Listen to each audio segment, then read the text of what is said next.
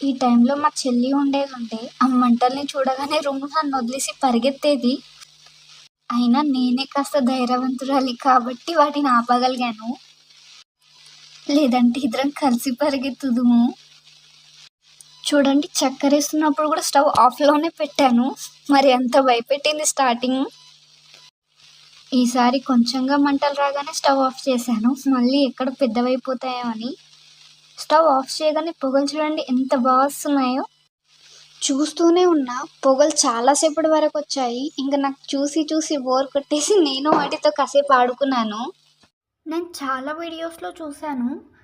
కానీ ఎవ్వరు ఇలా మంటలు రావడం కానీ, పొగలు రావడం కానీ చూయించలేదు. అందుకేనేమో నాకు చాలా భయమేసింది. భయం వేస్తే వేసింది లేండి. అప్పుడప్పుడు ఇలాంటివి ట్రై చేస్తుండాలి. పొగలు రావడం తగ్గగానే మళ్ళీ స్టవ్ ఆన్ చేశాను. షార్ట్